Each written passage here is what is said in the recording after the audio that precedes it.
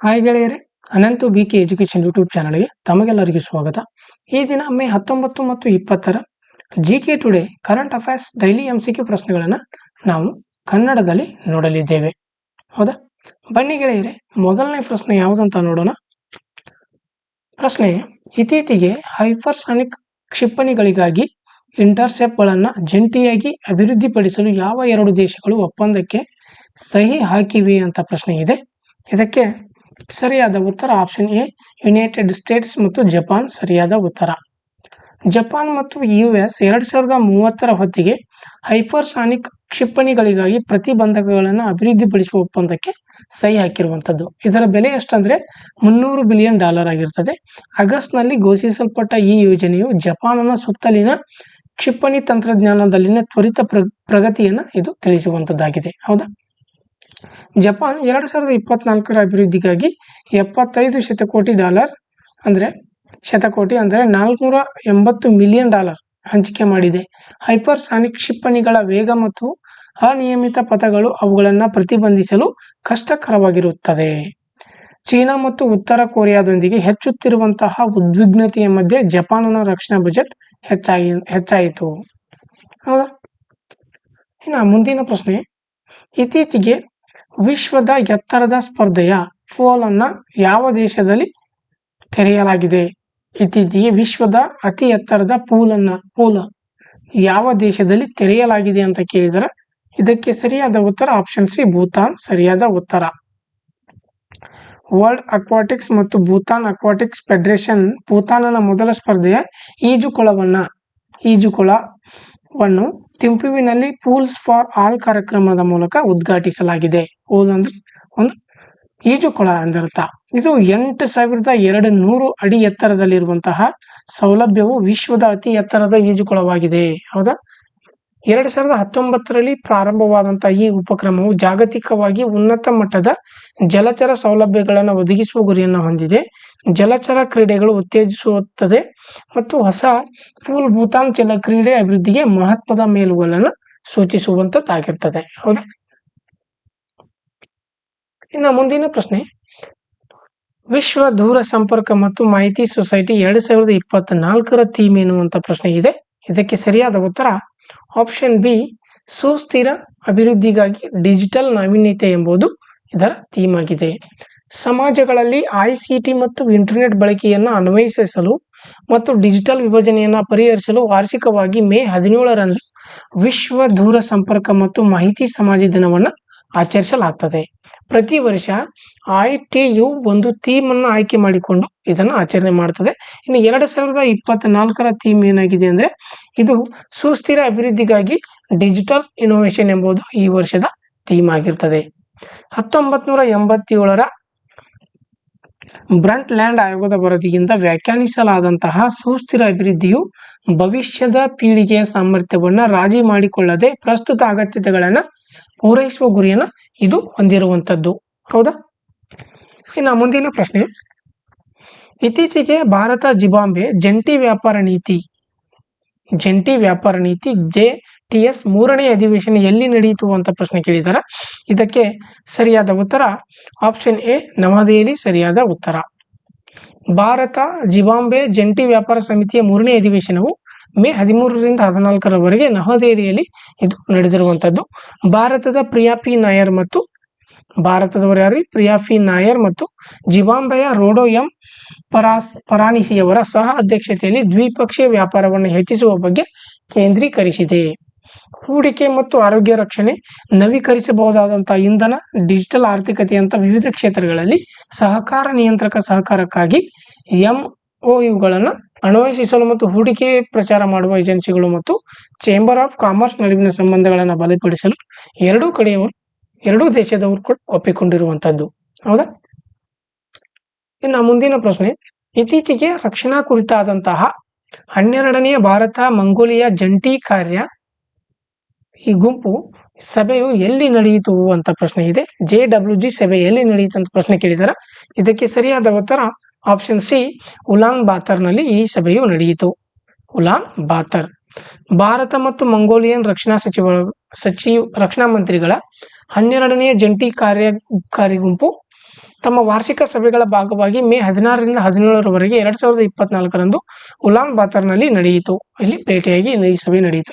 ಇನ್ನು ರಕ್ಷಣಾ ಜಂಟಿ ಕಾರ್ಯದರ್ಶಿ ಅಮಿತಾಬ್ ಪ್ರಸಾದ್ ನೇತೃತ್ವದ ಭಾರತೀಯ ನಿಯೋಗ ಮತ್ತು ಬ್ರಿಗೇಡಿಯರ್ ಜನರಲ್ ಗಂಕುಯಾಂಗ್ ದಾವೋಗೋಲ್ಜರ್ಜರ್ ಅವರ ಮಂಗೋಲಿಯನ್ ನಿಯೋಗ ಇಲ್ಲಿ ಸಭೆಯನ್ನು ಸೇರಿರುವಂತದ್ದು.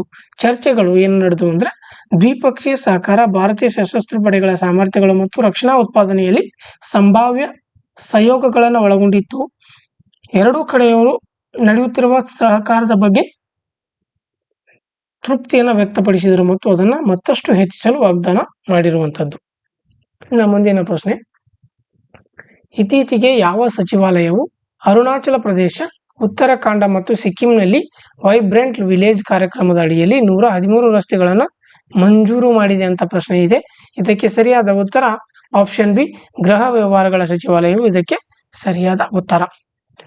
ಗಡಿ ಪ್ರದೇಶಗಳಲ್ಲಿ ಸಂಪರ್ಕವನ್ನು ಹೆಚ್ಚಿಸಲು ಅರುಣಾಚಲ ಪ್ರದೇಶ, ಉತ್ತರಾಖಂಡ್ ಮತ್ತು ಸಿಕ್ಕಿಂನಾದ್ಯಂತ ವೈಬ್ರೆಂಟ್ ವಿಲೇಜ್ ಕಾರ್ಯಕ್ರಮದ ಅಡಿಯಲ್ಲಿ 113 ರಸ್ತೆಗಳನ್ನು ಗೃಹ ಸಚಿವಾಲಯದ ಅಡಿಯಲ್ಲಿ ಇದನ್ನು ಅನುಮೋದಿಸಿದೆ. 2022 ಮತ್ತು 23ರಿಂದ 2025-26ರವರೆಗೆ ಸಕ್ರಿಯವಾಗಿರುವ ಈ ಯೋಜನೆಯು ಉತ್ತರದ ಗಡಿಯುದ್ದಕ್ಕೂ ಹಳ್ಳಿಗಳನ್ನು ಉನ್ನತೀಕರಿಸುವ ಗುರಿಯನ್ನು ಇದು ಹೊಂದಿದ್ದು, ವಲಸೆಯನ್ನು ತಡೆಯುತ್ತದೆ ಮತ್ತು ಭದ್ರತೆಯನ್ನು ಹೆಚ್ಚಿಸುವಂತದ್ದಾಗಿದೆ. ಇನ್ನು ಇದು 19 ಜಿಲ್ಲೆಗಳಲ್ಲಿ 2967 ಹಳ್ಳಿಗಳು ಮತ್ತು 4 ರಾಜ್ಯಗಳು ಮತ್ತು 1 UTಯ 46 ಗಡಿ ಬ್ಲಾಕ್ಗಳನ್ನು ಗುರಿಯಾಗಿಸಿಕೊಂಡಿರುವಂಥದ್ದು. ಹೌದಾ? ಕೇಂದ್ರೀಕೃತ ಕ್ಷೇತ್ರಗಳು, ಮೂಲಸೌಕರ್ಯ, ಜೀವನೋಪಾಯ ಮತ್ತು ಪ್ರವಾಸೋದ್ಯಮವನ್ನು ಇದು ಒಳಗೊಂಡಿರುವಂಥದ್ದು. ಹೌದಾ? ಇನ್ನು ಮುಂದಿನ ಪ್ರಶ್ನೆ, ಇತ್ತೀಚೆಗೆ ಭಾರತೀಯ ನೌಕಾಪಡೆಯ ಕಾರ್ಯಾಚರಣೆಯ ನಿಯೋಜನೆಯ ಭಾಗವಾಗಿ ಯಾವ ಭಾರತೀಯ ನೌಕಾ ಹಡಗು ವಿಯೆಟ್ನಾಂಗೆ ಭೇಟಿಯನ್ನು ನೀಡಿತು ಅಂತ ಪ್ರಶ್ನೆ ಇದೆ. ಇದಕ್ಕೆ ಸರಿಯಾದ ಉತ್ತರ ಆಪ್ಷನ್ ಸಿ, INS ಕಿಲ್ತಾನ್ ಎಂಬುದು ಸರಿಯಾದ ಉತ್ತರ. INS ಕಿಲ್ತಾನ್ ಭಾರತ ಮತ್ತು ವಿಯೆಟ್ನಾಂ ನಡುವಿನ ಸಂಬಂಧವನ್ನು ಬಲಪಡಿಸುವ ಮೂಲಕ 12 May 2024ರಂದು ವಿಯೆಟ್ನಾಂನ Cameron ಬೇಗೆ ಆಗಮಿಸಿತು.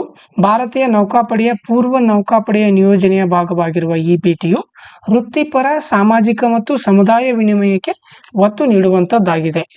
Kiltan ASW Corbett ಭಾರತದ ನೌಕಾ ಪರಾಕ್ರಮವನ್ನು ಸಂಕೇತಿಸುತ್ತದೆ ಮತ್ತು ಇದನ್ನು ದೇಶೀಯವಾಗಿ ನಿರ್ಮಿಸಲಾಗಿದೆ.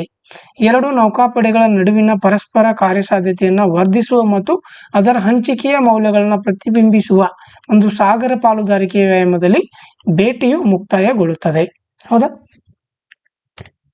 ಇನ್ನ ಮುಂದಿನ ಪ್ರಶ್ನೆ, ಇತ್ತೀಚೆಗೆ ಮಿಲಿಟರಿ ಸಾಮರ್ಥ್ಯವಿರುವಂತಹ ಆಲ್ ಟೆರೈನ್ ವೆಹಿಕಲ್ಗಳ ಅಶ್ವಸರಣಿಯನ್ನ ಯಾವ ನಗರದಲ್ಲಿ ಅಭಿವೃದ್ಧಿಪಡಿಸಲಾಗಿದೆ ಅಂತ ಪ್ರಶ್ನೆ ಇದೆ. ಇದಕ್ಕೆ ಸರಿಯಾದ ಉತ್ತರ ಆಪ್ಷನ್ ಸಿ, ಬೆಂಗಳೂರು ಸರಿಯಾದ ಉತ್ತರ. ಬೆಂಗಳೂರಿನಲ್ಲಿ ಆಲ್ ಟೈರೈನ್ ಪ್ರೈವೇಟ್ ಲಿಮಿಟೆಡ್ ಅಭಿವೃದ್ಧಿಪಡಿಸಿರುವ ಅಶ್ವಶ್ರೇಣಿಯ ಆಲ್ ಟೈರನ್ ವೆಹಿಕಲ್ ಸವಾಲಿನ ಪರಿಸರದಲ್ಲಿ ಸೈನಿಕರಿಗೆ ಮತ್ತು ಸರಬರಾಜುಗಳಿಗೆ ಪರಿಣಾಮಕಾರಿಯಾಗಿ ಸಾರಿಗೆಯನ್ನು ಒದಗಿಸುತ್ತದೆ. ಮಿಲಿಟರಿ ಉದ್ದೇಶಗಳಿಗಾಗಿ ವಿನ್ಯಾಸಗೊಳಿಸಲಾದ ಈ ವಾಹನಗಳು ಭಾರತೀಯ ಸೇನೆಯ ಮತ್ತು ವಾಯುಪಡೆಯ ಕಾರ್ಯಾಚರಣೆಯ ಅಗತ್ಯತೆಗಳನ್ನು ಪರಿಹರಿಸುತ್ತದೆ. ಆಮದುಗಳ ಮೇಲಿನ ಅವಲಂಬನೆಯನ್ನು ಕೂಡ ಕಡಿಮೆ ಮಾಡುವಂಥದ್ದಾಗಿರ್ತದೆ. ಹೆಚ್ಚುವರಿಯಾಗಿ ಅವರು ಭಾರತೀಯ ಕೃಷಿ ಕ್ಷೇತ್ರದಲ್ಲಿ ಅಪ್ಲಿಕೇಶನ್ಗಳಿಗೆ ಭರವಸೆಯನ್ನು ಹೊಂದಿದ್ದಾರೆ.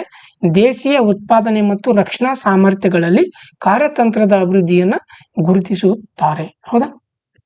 ಇನ್ನು ಮುಂದಿನ ಪ್ರಶ್ನೆ, ಹೆನ್ಲಿ ಮತ್ತು ಪಾಲುದಾರರ ವರದಿ 2024ರ ಪ್ರಕಾರ ವಿಶ್ವದ ಅಗ್ರ 50 ಶ್ರೀಮಂತ ನಗರಗಳಲ್ಲಿ ಯಾವ ಭಾರತೀಯ ನಗರಗಳನ್ನು ಸೇರಿಸಲಾಗಿದೆ ಅಂತ ಪ್ರಶ್ನೆ ಇದೆ. ಇದಕ್ಕೆ ಸರಿಯಾದ ಉತ್ತರ ಆಪ್ಷನ್ ಬಿ, ಮುಂಬೈ ಮತ್ತು ದೆಹಲಿ ಸರಿಯಾದ ಉತ್ತರ.